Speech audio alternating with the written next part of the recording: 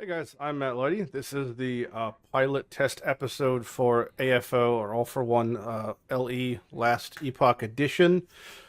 I wanted to do this because just to show what the format would be like, some of the graphical inserts, and how it would go. Now, because on the cycle I have a character in solo account found, I'd have to do this either in Legacy with everything wiped, or I'd have to do it in solo character found, which means I'd have to do the entire unique collection process and set collection process without swapping character builds, which could get possibly monotonous, but I don't think this challenge is very long, so it would just be, whatever. Either way, we're going to go into it pretending like it's all the way beginning fresh, and I'll show you what this would be like as a test.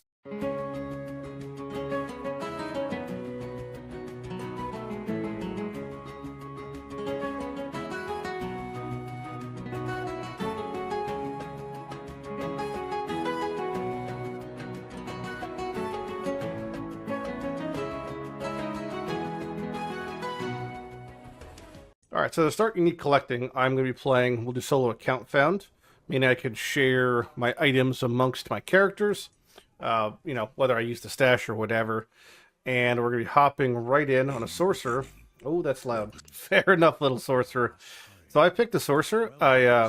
Might be a cool character to build. There's a lot of options for sorcerers, and a lot of options for what to spec into, different elemental types, yada yada. I love the concept of Fireball, so doing something as a mage into a sorcerer sounded pretty cool. Lightning Blast is the first ability I have. Could technically, whoop, it's lagging. Could technically start with melee, but I think I'm just going to probably do Lightning Blast and just not bother ever meleeing. As a mage, I have a wand. I'm a traditional spellcaster.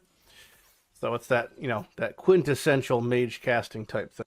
Most of you guys know my general vibe is like I'm cooking a pot roast, low and slow. I'm a Southern barbecue when I play games. I like to, full clear areas on my first characters. I like to take my time, enjoy the process.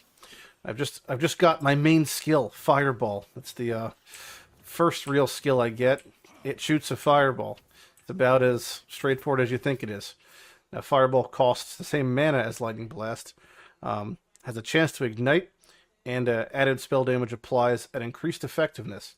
Now, I don't have the ability to specialize until level 4. I do have some passives I could start to put in pretty soon here. Things like health, things like elemental damage or intelligence and resistance. But for now, I'm just going to do nothing but throw fireballs. Like that.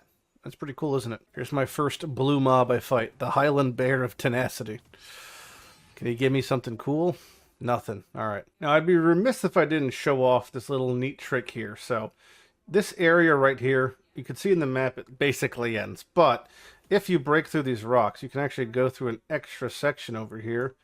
And there's another bear. And that's cool just for, the experience and loot of killing an extra bear. But, the main thing, I wonder if is it right here? I can't remember if it's right here or where it is. Or is it this wall? There it is. Another bear over here. This is all secret hidden stuff. I mean, not anymore, but in a way it is. You get these items called Cursed Veteran Boots, or the Masochist Boots. These basically make your game insanely difficult. They make it so everything is stronger. Everything takes less damage and does more damage. So if you want an extra little challenge, you could pop those suckers on. Otherwise, I don't need them for the collection, so they would just rot in the ground back there where they belong. But at the very least, you get 2 more magic mobs, where at this stage of the game, feels pretty cool. Leveling's pretty rudimentary even in the beginning stages, especially the beginning stages. But once you start getting a couple levels and being able to put specialization onto whatever skill you decide to build or enjoy using, that's when Last Epoch really starts fucking popping off. Because this whole system feels great. You can always check out what you want for fireballs, whether you want to cast additional fireballs or have them chain or do different things. So we're going to be messing around with that functionality. As it stands, our basic mage's little fireball doesn't do a whole lot. Snap Freeze is a lot nicer, though. We're starting to get some couple spells here. And again, while leveling, you could kind of mess with everybody you want and then respec later on with pretty negligible, repercussions. Ooh, couple magic items. Got a little ring and a little scroll. Mage relics are great for getting some mana, some spell damage, and any amount of gear you have is pretty nice early on. One of the reasons for this test episode I actually were having difficulty is because something I can't reset is my entire account's progress. Now, why that causes issues and why this is just a test episode until we resolve the issue is because that amount of gold I have, this amount of crafting resources I have, and my Circle of Fortune being the faction, even if I leave it, I can't reset my rank and reputation. Now, to me, that would be unethical to start the series effectively with all these advantageous things. So I'd have to do it in a game mode I haven't touched yet. That's basically wiped slate clean. Otherwise, it wouldn't, which wouldn't be fair. Little snap freeze action. Boom. Little cooldown freeze thing. But for the sake of this demo, you see kind of where we're going with how I'd be describing what I'm doing, what it means, what my progression's going to be, and then obviously it has to require uniques. That's the most important part of a series like this. Any of the all-for-one series that are going to be, different versions and spin-offs or different games are going to be formatted similarly, except with one neat thing I'd like to introduce, and that is just much more better tracking for what uniques I have, when I get them, what episodes I get them in, and when I do get a new unique, it's going to play a neat little graphic on jingle on screen every time I get any sort of +1. So for the example of this video, I'm basically playing until we get a unique to drop. But if by the time I go to town I don't get one, I'm just going to grab one from the stash and drop it, and we're going to pretend like it happened. Okay, so I'm putting a couple points in health mana, just basic stats for now, and we just unlocked the Elemental Nova skill. And on top of that, this is a cool little Elemental Nova around us of all different damage types. What we do also have is our first skill specialization. So for that, we're going to choose Fireball. And this is where I get to pick what I want to do. How do I want to build my Fireball? Have it so it seeks nearby enemies. We could have it so hitting the same enemy with several fireballs triggers a flame burst. So we can make it a channeled ability that spews fireballs.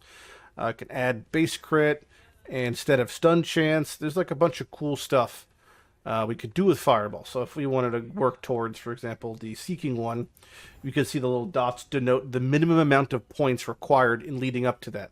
So I have 1 point in conflagration. If I put a second point in, I'd then be able to go to flammability. So I'd work my way through there. Sometimes it's worth going all in. So for example, if I'm doing an ignite build, I would probably want to invest all 5 points into conflagration to get that ignite chance up. Because in a game like last Epoch, your chance to occur and things, unless it specifies otherwise, stacks way over 100%. So if I have a 100% chance to ignite, if I fireball something, it puts on 1 ignite. If I have 200%, every time I fireball something, it puts on 2 ignites, and so forth, so forth. So it keeps going. So that, and then having flammability would be cool. Maybe I want to max that because it's fire resistance reduction, but we're going to work our way towards Seeker's Ash and see how far we get in. Here's our first big boss battle, a Forge Soldier. Hit him with a little freeze, hit him with a little Elemental Nova.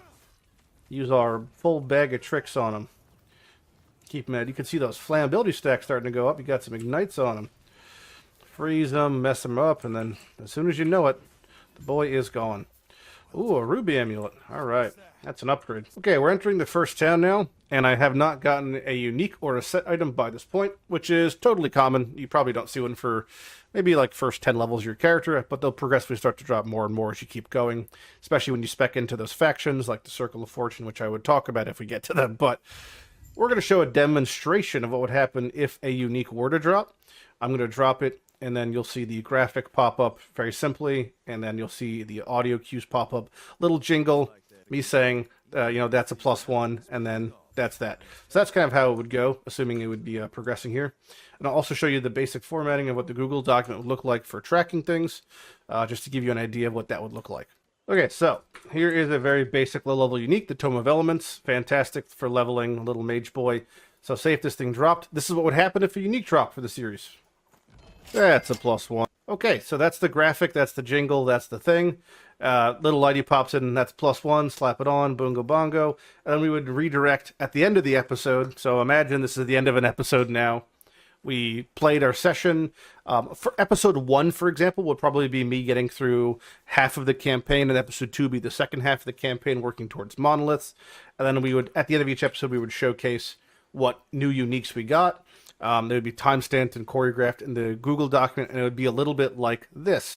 Okay, so this would be the basis of the unique tracking list and the level of organization we would put forth. So say, hypothetically, I got the unique Throne of Ambition. That's the name of it. It is an adorned idol that is 2x2 in size. We would have what episode it came from, I would make it a hyperlink. I just picked a random fucking link I had in my tabs, but it would say this is from this episode, that's the name of the episode, whatever, and this is the timestamp in the episode when we got it. So that's the level of like organization I'd like to have for this going forward. This way, if you wanted to, for example, filter them by whatever episode, by like, I want to see what happened in episode 1, what happened in episode 2, and the timestamps in them, you could do that. So that would be the basic process. At the end of the episode, we would showcase what we got, because I could say, oh, in episode 2, we got this, this, and this, and then it would show them the exact order, what they are, what their types are, and that would be the basis of that amount of unique tracking. Since there's no system in-game to track uniques, we would do it like this. Now, if you're asking the question, why don't you use the built-in checklist that they have for this? Because this can't be really shared is the problem. So even if I were to mark, this fantastic thing to show, oh, I have this, this, and this, I have no way of sharing that as a link with the public that I found, at least. I have a way of just it's saving and cached in my stuff, but I have no way of sharing it actively. Now I can have hyperlinks for all these uniques that'll just lead to them. So when I click on things like Throne of Ambition, it sends you to Throne of Ambition, or if I click on a Path of Small, it sends you to Path of Small. But you have no way of knowing exactly when I got it, what episode, what time. And yeah, so we're going to try to do the best of it like that. So that would be the format I would use to showcase that. Then after I showcased what uniques I would have, it would basically be saying, thanks for watching the episode. Next episode, we'll be working on this. Look forward to seeing you there. Yada, yada, yada. Bingo, bongo. So that's the basic format of, would be the All-for-One LE edition, Last Epoch edition. A little bit updated compared to All-for-One as far as how we go about things. A lot cleaner. We learned more.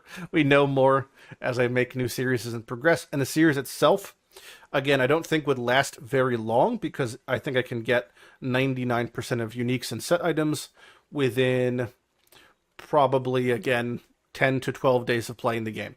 I can get the vast majority of them, because the Circle of Fortune, which is what I would take, has such insane things as far as how much it augments your magic finding experience, which is everyone has access to. So it's not like it's not fair. It's just the game is now balanced around this. So for set items, for example, when a set item would drop, it drops the whole set instead. So things like that actually make it much more advantageous to, for collecting. You'll get all the set items really easily. But past that, it's about things like unique potential. If you're asking a question, if getting every unique and set item is too easy, which I don't think it's too easy, it's just not as difficult as something like Path of Exile, why not try to do it with only uniques that are legendary potential for? And the answer to that question is some uniques have such low legendary potential chance that the odds of getting them would literally be astronomically low. They're like 0 to the 0.01 to the 12th power. For example, boss uniques such as the Twisted Heart, to get an LP4 version on the actual LE page, because we have all the numbers for things like this, it lists them as basically statistical anomalies. They're that rare, okay? So, for example, we could show even what I'm talking about here. So we'll do the relics. I'll find the heart real quick. I could actually just type in heart. I don't know why I'm scrolling down like a dick. But I'll type in heart. It's going to be here. Twisted Heart. All right. The odds of getting LP4 is listed as almost impossible.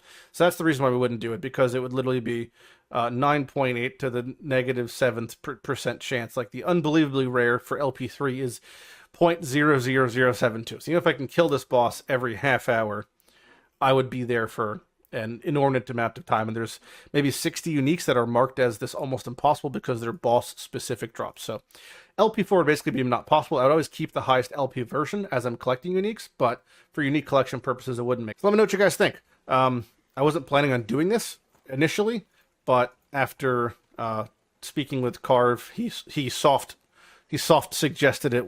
He nudged me. I got a little gentle nudge.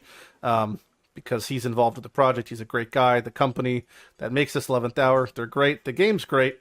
Just, it's very, it's infantile in its current stages compared to existing ARPGs, but the company's not been around forever. The game's not been around forever. But to me, this is the most promising ARPG on the market at the moment.